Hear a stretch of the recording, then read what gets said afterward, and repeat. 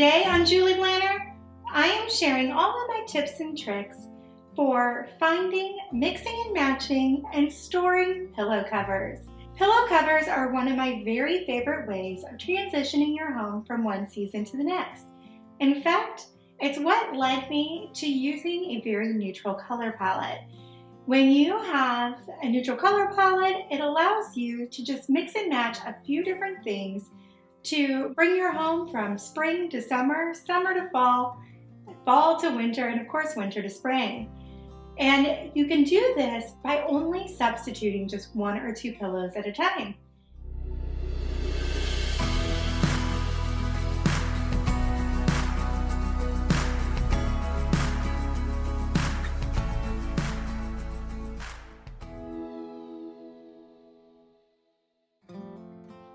Pillow covers are an instant way to give your home a total refresh, or just a single space.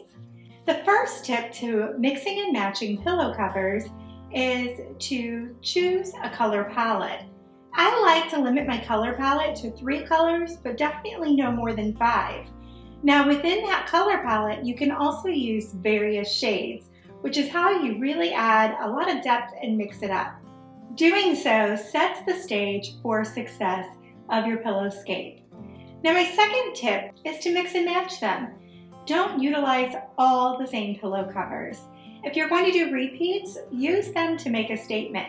Maybe you want to do 2 of the same on one sofa, or if you have a sectional like we do at our lake house, you can do 1 and repeat it on the other side of the sofa, but maybe even in a different size or shape.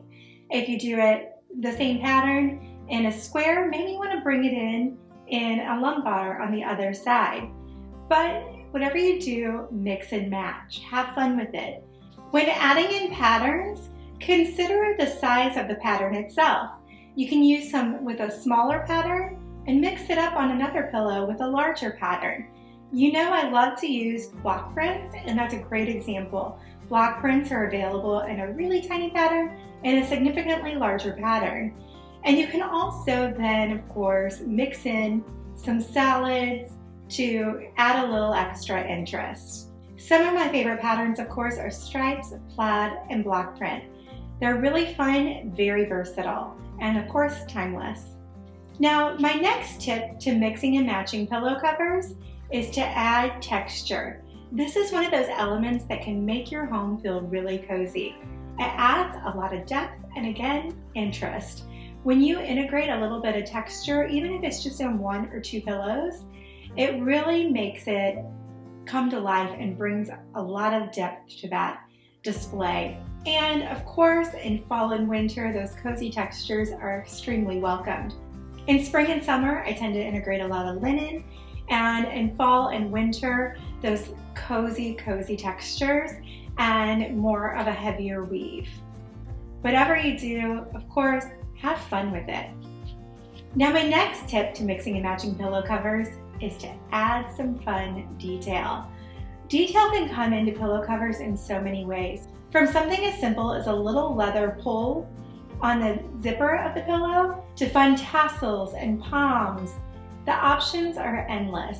Of course, I always love to use fringe because it's a timeless option, but really you can't go wrong. Anything you add, any kind of detail, is going to make it feel really fun and interesting. It's just another way that you can set yourself up for pillow success. Texture allows you to add a solid color and make it feel a lot more interesting. Playing with color, texture, and pattern is the best way to achieve a professional, polished look in your spaces. Peruse the portfolios of designers and you'll find they rarely, if ever, use all matching pillow covers. Now, of course, there are some ways that you can also make your pillow covers picture perfect. One of my favorite to remember is that size matters. You don't have to be consistent with pillow size. In fact, I think it's really fun to mix it up, and it's better if you don't. Like I mentioned before, you can bring in both squares and lumbar pillows. And of course, you can also mix up the size. You can use a Euro or 22-inch pillow to set the foundation for your sofa. However, on a chair, it's likely that you're going to need a 22-inch or a 20-inch, or of course a lumbar, to fill that chair. You can layer them on chairs as well, using a larger in the back of a square and a smaller lumbar in front. Do the same on a sofa. You can layer with a Euro, a 22-inch, and a lumbar, or just a Euro and a lumbar. But using pillows of a substantial size will make it feel more to scale on your larger sofas. On a smaller sofa or a love seat, you might want to use a 22 or 20-inch pillow.